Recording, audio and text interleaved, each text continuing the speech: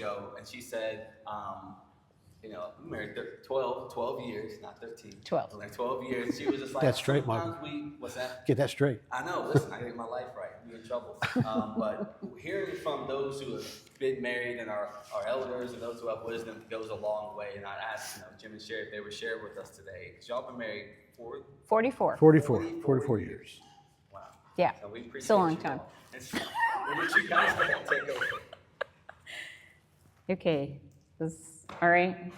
I don't want to talk too loud, which I have a tendency to do. All right. So I'm going to start with just Ecclesiastes 4, 9 through 12 in the ESV. Verse 9, 2 are better than one because they have good reward for their toil. For if they fall, one will lift up his fellow, but woe to him who is alone when he falls and has not another to lift him up. Again, if two lie together, they keep warm. But how can one keep warm alone? And though a man might prevail against one who is alone, two will withstand him,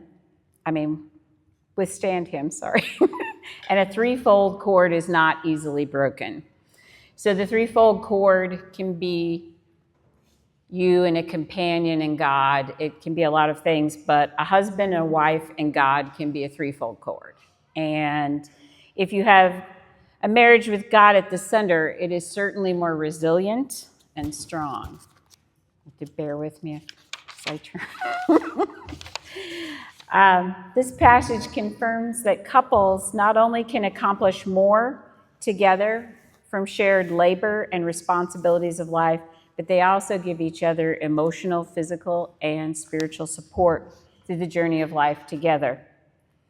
Journeys are often better with a travel companion.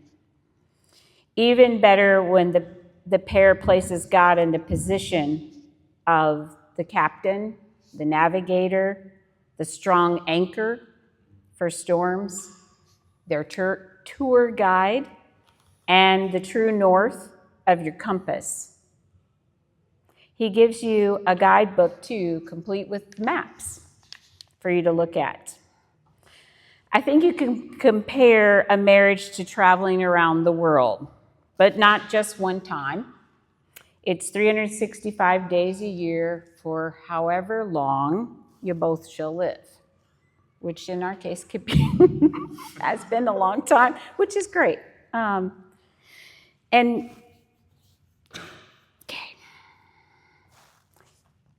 The suitcase that you start with, this and that, is the suitcase you finish with, okay? It has to endure all the things.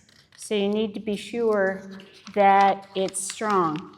And last night I was thinking about the old school Samsonite luggage, and I never connected Samson in the Bible to Samsonite luggage, but you probably need that kind of luggage for sure. It has to be strong and have a very strong latch on it. It needs to be able to take all of the bumps and tosses. The suitcase will constantly require renewal of its contents. So what you start out with, things are going to wear out. They're going to change, and that means you're going to have to wash things, mend them, and refill all of the depleted supplies, because it takes a lot. If you are to continue your travels together, you must be prepared to expect delays, storms, turbulence, and going off course. All of this is inevitable and can seemingly come out of nowhere. You can be blindsided at any time. I will take a little pause right here to say, I had ideas in my head of what life would look like, and if I followed this particularly with children, I could check off all the boxes and this would be the result. Not really so. God has a different plan. So you definitely need to be prepared for the inevitable that's, again, can come out of nowhere. You have to learn to adjust your sails and hang on tight with much prayer Grow together through dependence upon God, each other's support. Count your blessings. Maintain your smile and laughter. Sorry. All of this is kind of like sanding. God will use your companion, no doubt, and other people in your lives, especially your children, to sand off all your rough edges. Hopefully I'll be a really smooth stone someday. Been in the rock tumbler a long time, so. And all of this strengthens that three-stranded cord. Good talk. These bumps in the road actually add, they don't subtract from the fiber and the endurance and the fortitude of a marriage commitment to each other, your children, and to God. Okay, sorry, I got distracted. All of this will keep building your strength and vision if you keep your perspective on these things. What is God teaching me through this? How can I use this to encourage and help others? And I look for how God can use my situation to help others in their situations. But God's plans can certainly change your route. His plans are always best, and our vision is very limited. You have to remember daily with a marriage that love is an action verb. It's not just an emotion. When we started on our marriage journey, I had lots of ideas on what it would look like.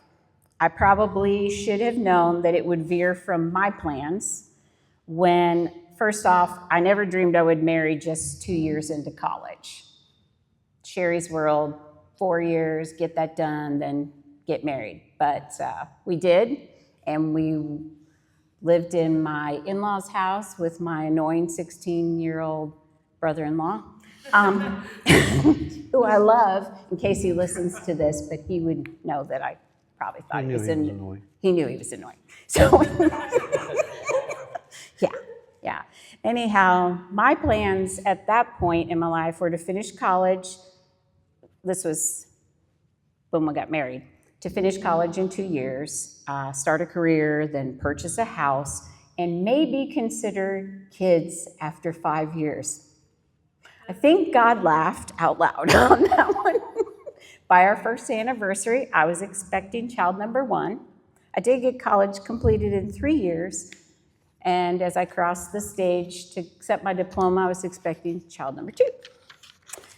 We did achieve a house in the 3-year window with 11% interest. So, yeah, it was the 80s, okay? 11%, what? Percent interest, remember? Oh. Oh, you read my notes. Okay. Yeah. And at that point, I no longer wanted to be a career woman. God was changing my plans into his plans. He wanted me to be a stay-at-home mom. And that's not for everyone, but it was for me. My parents had a hard time accepting God's plan for my life. Also to change was the idea that although I had come from a family of 3 kids and thought I'd be edgy and have 4, God started speaking to my heart about letting him control the size of my family, be in control of that. And I handed it over, and Jim agreed. And so eventually that looked like 100 square feet per member of the family, because we lived in a 1,000 square foot house with 10 occupants, and I was expecting child number 9. So through all of the changes in our journey and big old unexpected trials, our ship's logbook has lots of things in it to glue us together, causing us to adapt, grow by sanding and testing and learning a lot from all of the journey. I can tell you that it was one thing to raise kids and the things that they get into. It's a whole different thing once they're adults and some of the things we've had to face totally unexpected.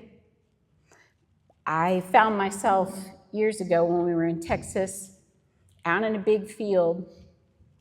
I had some devastating news that day. I found a piece of pottery that was broken. I picked it up, and I felt like God said to me that, well, he told me to pick it up, and he said that he could put the broken pieces of my dreams and plans and glue them back together in a beautiful mosaic and a stronger vessel than we expected. That's been an encouragement to me. I still have that little piece of pottery, and many things have happened since then, but through prayer and fortitude to stick together with that three-stranded cord, I believe we've made it 44 years. And we're still alive. No obituary. No obituaries. And I still have a sense of humor. I'm not sure if he does after living with me, but anyhow, your turn. All right, thank you. That was awesome. It's hard to follow. Pressure makes diamonds.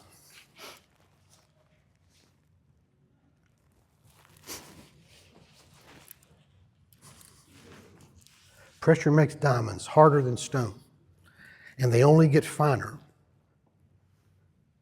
as each day goes on. We've been through some hard times, but we made it somehow. If pressure makes diamonds, our love is a diamond by now.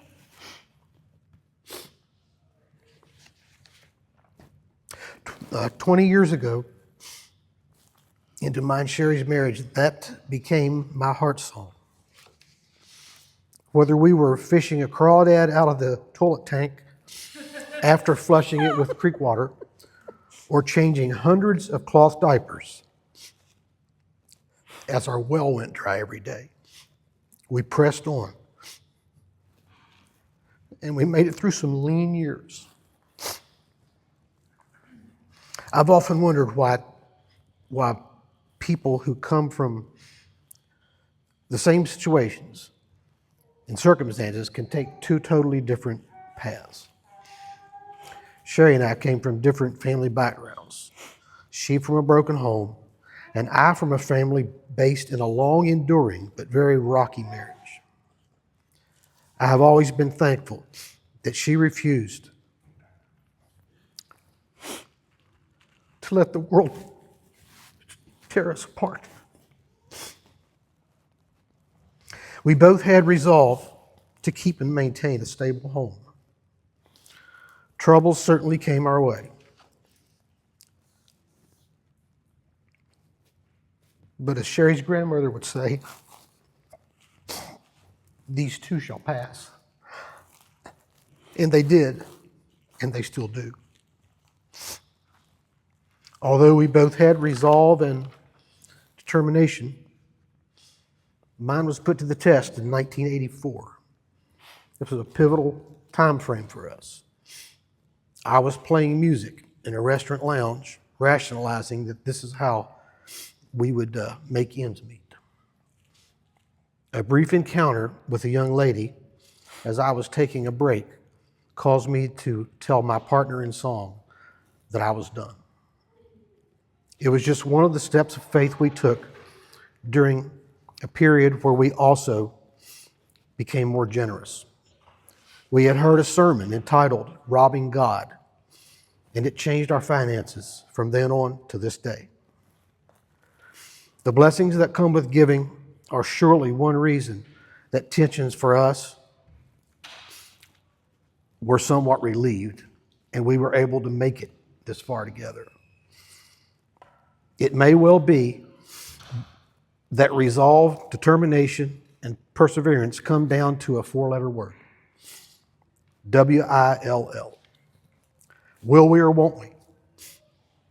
God has his will, but so do we. Sure. Sometimes success comes from the desire to complete the task. being able to see by faith the end result. Love is not physical intimacy, and physical intimacy is not love. It's up to the church to redefine love. The King James Version calls love charity. I like that translation. The basic meaning of love in that context is affectionate regard, goodwill, or benevolence. Scripture also tells us in John's first epistle that that kind of love comes from God. I'd like to shift now to Ephesians 5. This is one of the most common scriptures used to speak of marriage and the expectations of marriage from the man and the woman.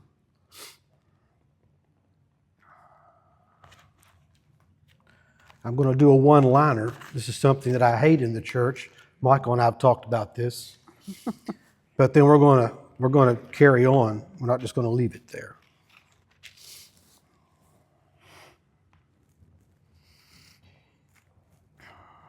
Wives, submit yourselves unto your own husbands as unto the Lord. Okay. Many men would use that passage or part of that passage to get what they want. How many men would read on? So I'm going to read on. The husband is the head of the wife, even as Christ is head of the church. He is the Savior of the body. Therefore, as the church is subject unto Christ, so let the wife be unto her own husband. This is the one that gets me.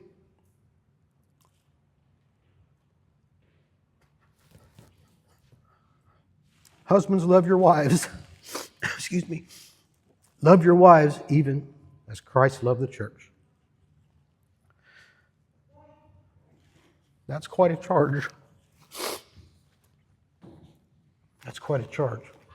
I don't believe that Paul is exhorting a man to go out and physically die for his wife, although he should be her protector.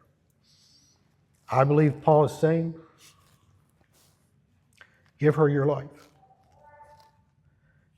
Be all about her. Submit in that passage does mean to be under one's control. So if the wife submits to the husband, he's under her control. So that prompted me to look up the word control, just to get a perspective on this. And I believe the scientific definition of control fits it best. Let me find my place again here. Yeah.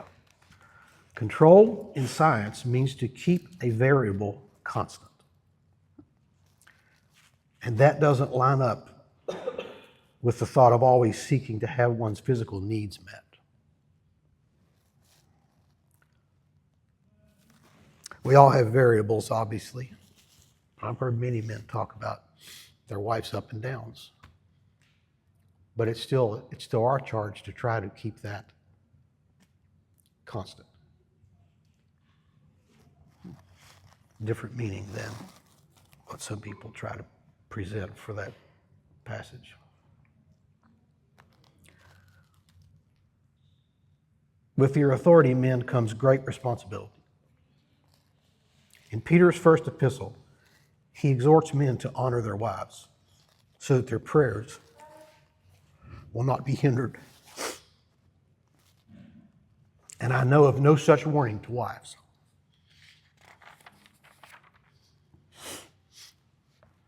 From what I've been able to see, it's up to us, guys.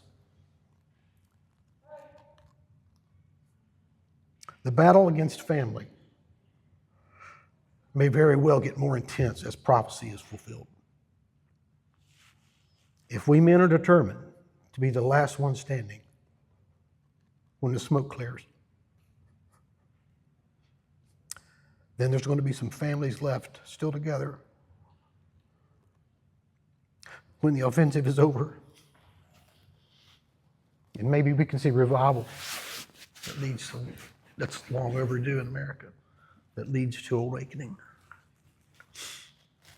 Now, I'd like to offer a disclaimer. I know there are unbearable reasons and circumstances for the breakup of family. And I hope that no one feels condemned for doing what they had to do. Right. Yep. We can all go on from this point, though, supporting the family unit in everything we do and say. Now, part 2 to my disclaimer. I've identified voids left in my children's lives due to my sins, faults, and failures.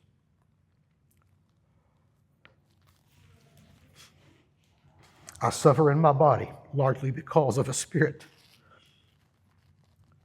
that has been hard to overcome. What I'm left to do now is repent and be the best example to my kids and grandkids that I can be, and a loving help to my wife rather than to hinder her or cause her grief. Those are my thoughts, and that's been our life together in my eyes. So I suppose now, if Michael seemed like he wanted us to open it up for questions and answers, not that we have all the answers. We've been a few places and made it out of some places. So, any questions? Excuse me. Anything that you all do on like a weekly, monthly, kind of consistent basis, date nights, hangouts, something to keep it fresh? Well, we go out every Friday. I'm off on Friday. You all know that. And we go out and we just spend time together, shopping, eating lunch. Buy groceries together. Buy groceries together. Otherwise, I wouldn't buy certain things probably. Right, that's right. I am like a little child in the store. It's not, he's not really. I'm kidding. Yes. What about when you guys had like the 9 kids in the house? Did you guys still like make that time for each other? Like it maybe didn't look like every Friday, but what did that look like when there were kids in the house? Well, we didn't really go out.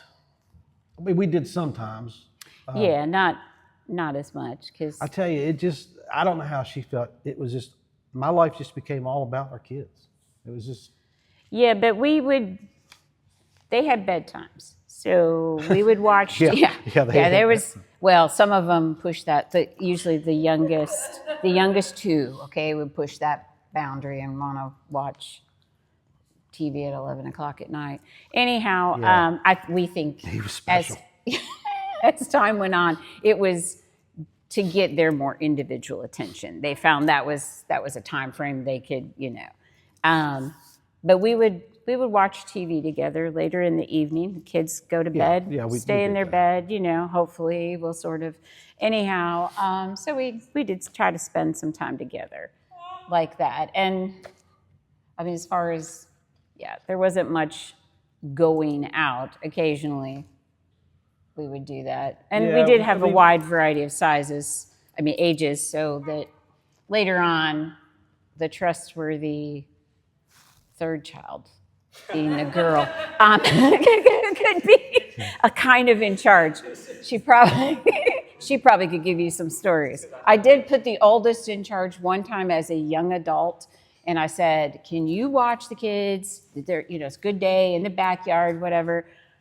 Okay, they had watched the Cheaper by the Dozen movie. They were playing some kind of apple schmear in the yard, jumping off a roof that kind of came down off the back of the house that was a greenhouse. Yeah, he was never in charge again. But we did try to make time for one another. He was gone every third day for 24 hours and often 36 because of being a firefighter and working overtime. Yeah, let me insert something right there. I spent about 2,200 nights away from her in that 20-year period. That means we were not together for over 2,000 nights. A lot of firefighters' marriages don't survive that. It's true. But we made it through that as well. Yeah. Actually, it was more than that because I would get overtime slots. That would be just my regular duty. Probably 2,500 nights in that 20-year period that we were not together. Yeah. And it's important, I would stress that again, to make some boundaries with your kids, saying, hey, no, you're done for the day, we've done their things, whatever. If that means you have to chase their heinies back to bed 50 jillion times, well, that's what you get to do. I mean, and we had one that would get crawl in our bed he probably would have done that his whole life until 8 years old. He was 7 years old. 7, still getting in our bed. Yeah, I'd find him at the bottom of it. Kevin, what are you doing? He would lay across the bottom. If nothing else, he'd lay across the bottom. Kevin. Kevin did that. He was needy, okay? But yeah, they're all different personalities. But carving out time with boundaries and saying, hey, this is mom and dad needs a little bit of time together. It's not easy, but certainly well worth it. There's a variety of, as many as you have children, there will be that variety of personalities pushing all the buttons. They're all different. Yeah, but They're all different. we survived. Even aging parents, which, was another. He went and stayed with his mom. I stayed with his mom some. We're trying to, keep her in her home as time went on. So we had very little time together during that. And now I'm gone pretty frequently to go see to my mom's needs in Florida. So, you'll live through it. Regarding children, there's one thing that I've been kind of wondered about, and that is you kind of have the idea. Many people have the idea that every child needs their own room. So we faced a situation where 4 boys had to be in one room. 5 boys in one room. Yeah, all 5 before we left our right, 1,000 square foot So mansion. we actually had 5 boys in one room. And so we made sure that there was, bedding for suitable. So we came in one morning early on in that time when we moved them all in there, and they were all 5 in one twin bed. So even when we moved to a bigger house, they would do that. And I've heard that from some other very large families, how their kids would just congregate, Yeah, I'm just the togetherness. It's important. Yeah. Now they're all over the place now, and some bad situations, not talking to each other, and it's awful.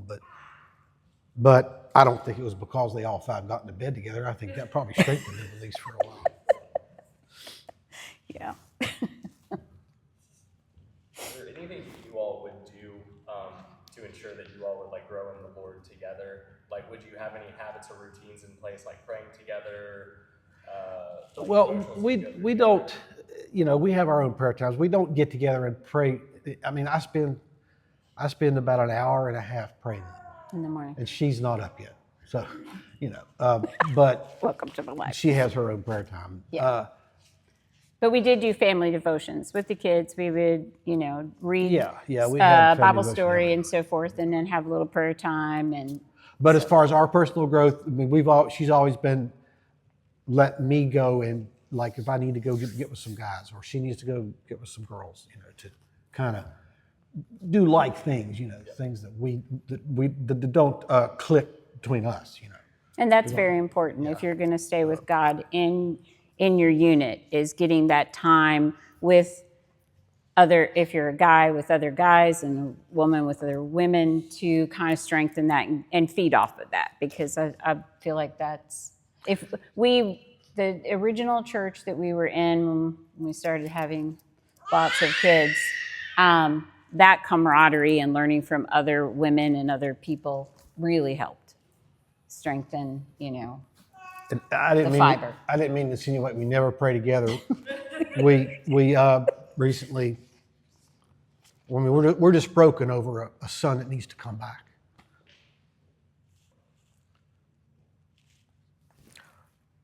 So we definitely have prayed about that together and some other things. Life's a journey. Yeah. We don't really have a routine prayer time together. Yeah. It would be a good thing.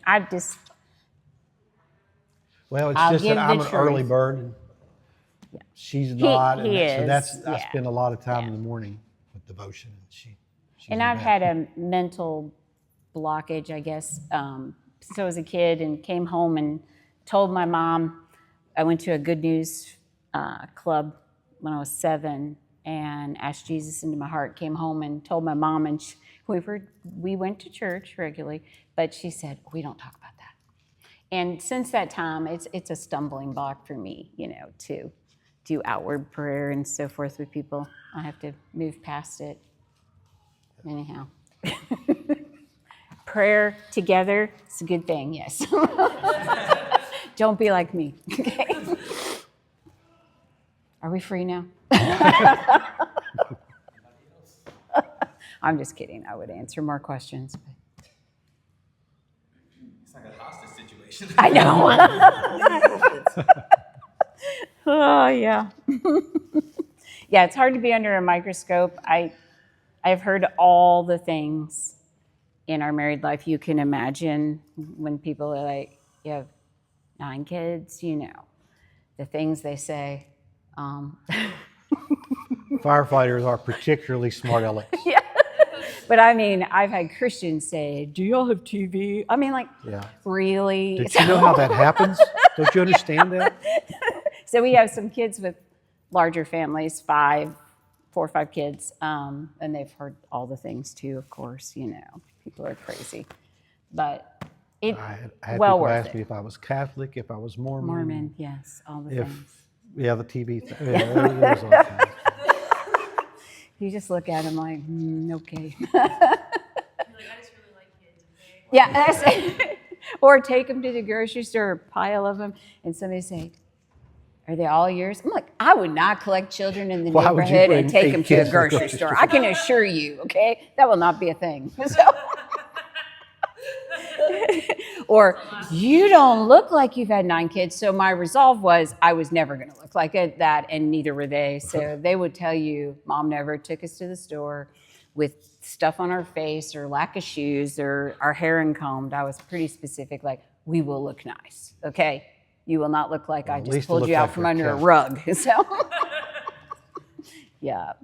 Anyways, One thing we knew whenever we accepted the life we accepted was that they could not rule our lives. We just, of course, no kid should rule their parents' lives, but yeah, there wasn't time for that. particularly with that, it was. I think they appreciate their upbringing, their time. They seem to, even if, and encouragement to when you have adult children, which is very different than under your roof, is that they may not do the same things you did, or they may vary in lots of ways. You can't take that personally. I occasionally, ones that are radically different than the way they were raised, I hear them say things like, well, I really appreciate the way I was raised. And they think back on it in good ways. Remember that when they get married and have kids, they're marrying somebody that wasn't raised by you. And keeping that in my brain, I have to do that a lot. Not getting on a high horse, saying that we had it all going on, No. but people are raised differently. Yeah, we're all different. And Stuff happens differently. yeah, different circumstances. That's it.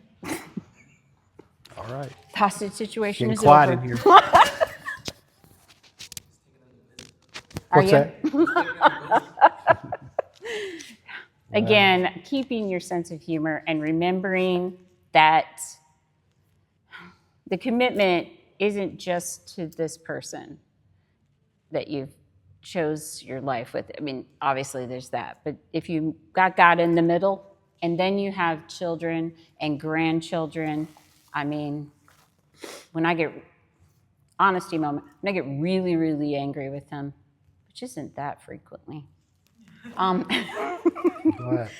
the faces of my grandkids who have, some of them have, parents who are, they've split up and got remarried or whatever, and all this, so all the scenarios, and they have grandparents that are split, and I just think of that, their faces come to mind, and I'm like, well, I have to stick with this, if nothing else, for these grandkids. And, that's not a bad thing.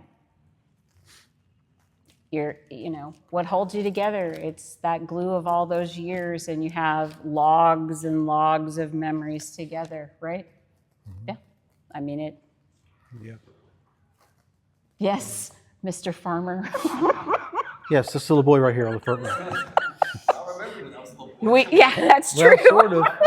We've known Michael for over 20 years. Yeah, a long, long time. Boys coming over, y'all yakking snacks and everything. They were my youth leaders when I was a kid. I used to come hang out with them. So, what is your all's maybe fondest memory of marriage? Like in marriage, maybe individually or collectively, like just a really good memory of your time or something. I'm sorry. Wait. Put you on the spot. Yeah. Just something cool. Sorry, I'm trying to. Between us or the whole family? Excuse me. Individually, you say forget those kids. Well, I've always been a Christmas guy. I always was, and I had a great time at Christmas growing up. And probably, I would take the video camera. Big old. You know, we would have 20 gifts under the tree. The enormous one. We would have 20 gifts under the tree leading up to Christmas, but we had to get all that stuff out and wrap it the night before. It was like the whole room, and I'd take the video camera and I would pan the room and all those gifts. And the thing of it is, we couldn't afford to shower them with gifts, but there would be. They got 3. They each got 3. They got one from a sibling, one from each of us, so they got 3 gifts.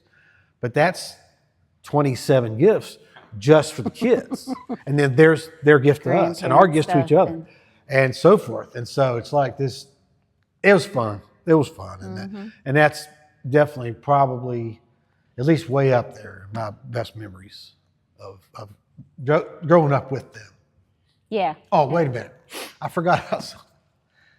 I think about this one all the time, and as precious as your grandchildren are, I miss getting down on the floor, play with my kids. Yeah. It's not the same playing with your grandkids as it is thinking back on the times with your kids. To me, it's not. So that's another thing that is always. I think about it almost every day. Yeah, I kind of miss the chaos in the yard, to be honest. Simple stuff. My kids now, the adult children, will tell me things. Well, actually, I put the nix on it. I'm like, no more stories, okay? That they got away with. Yeah, And they've they're like, told us some of the things enough. they did. It's like, oh my God, Yeah. how did you survive? Right, exactly. I mean, the stuff that I knew they did was bad enough. Yeah, but then true, other stuff, true. Yeah, and I'm just like, no more. And I would say,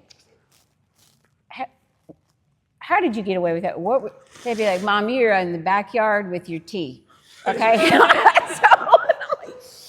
That's not an excuse for everything, all right? So, yeah, but it was good. We did take, as the kids got older, and we had some finances. We took, like at our 25th anniversary, we took a little trip to Lewisburg. Things like that. Those are really great memories. You know, once you find yourself being able to circle back around, heaven only knows what my kids did while we were away, and they can keep it to themselves. But, there's been lots of good. We had a good time a couple of years ago doing Route 66. Oh yeah. If you don't know the history of Route 66, you can learn spiritual lessons from why it came about, why it went away. It was very interesting. We enjoyed that a lot. Yeah. Just the 2 of us. So that was fun. Yeah. Well, actually, we ended up seeing family at the end of our. It runs from Chicago to Los Angeles, so we went from St. Louis to Amarillo, Texas, and then went down and saw family. So we saw that part of it. Our goal is to see it all someday. Just a lot of it's gone. A lot of it's been incorporated into other highways, but it was a fun trip. We're going to do some more of it someday. Mm-hmm. But beach trip, like with family members, that's a fun thing in my memory. Yeah, we took a big trip in 2005. We rented a big house at the Outer Banks. That was fun. And they talk about that vacation all the time. And it was one of those times when I regrettably did some credit and I even had a pastor say, sometimes you have to do what you have to do. regarding to that, putting some stuff on finance, on credit to go do that. Of course, we paid it off Sometimes. soon, but Yep. Yeah. thankfully now things are way different. And I go back to our generosity. Not saying we're the most generous people in the world, but God's people in Acts chapters 2 and 4 were generous people. And I believe it's part of the narrative for the church. And so what I'm saying is now there's more than $50 left after the bills are paid. And, But you can live through that if you're just in that point. And if you have to, under everybody's bed is all their clothes in containers or their toys, and there's not a square inch in your house that there's not something crammed. Now I feel like I have to put something under stuff. I'm like, why do I don't need to do yeah, this? we feel like we got to fill every void because we had to at one This is time. ridiculous, Yeah. okay? So life is definitely a journey with marriage. Lots of turns. Yeah. We've had good times. We Hard have. times and good times. But we made it through the hard times. Yep. That's why we're a diamond now. You're a diamond. Put that in a shirt. What's that? Put that in a shirt. Yeah, put it on a shirt for him, right? Exactly. diamond now. It's funny. I'll tell one last silly story. It was not silly, but I broke my arm being clumsy a few years ago. So they had to cut my original. I had my original rings, and they were kind of fit together. And they had to cut them off. And it was funny because they were trying to get them off my finger, and I was like, "Just cut them off." And the girl's like, "Well, I'm sure they're sentimental." I'm like, "Just cut them off." Okay, so anyway, You got to do what you got to do. I was like, "Oh, you're killing me." So I had my grandmother's ring that had come into my possession, but it only fit on my pinky. So, and my grandparents were married for, gosh, I don't even know how long, long time. Anyhow, so it meant something to me. So he took my original set and had the extension put in, and I don't know if this can be shown, but the pieces in there, so a piece of us with theirs, and then my set was put into this ring to fit this kind of shape. Anyhow, this one's kind of wonky, but I love it because it reminds me of marriage and that it's not like a straight circle trail. It's all over the place. So kind of sums us up, you know? That was one of the most satisfying things I ever did for her right there. Yeah. So Having that ring had to be custom made to it contours yeah, the it's- old ring, which is that's over the 100 word years I was old. looking for. Yeah. Yeah, we're contoured together now. So. All right. Are we free? Oh yeah. He wanted me to. Oh, yeah. Wanted us to do the communion. Does it need to be turned off? Here's your little button. Oh, thank you. Did you have it? Yeah. Oh, okay.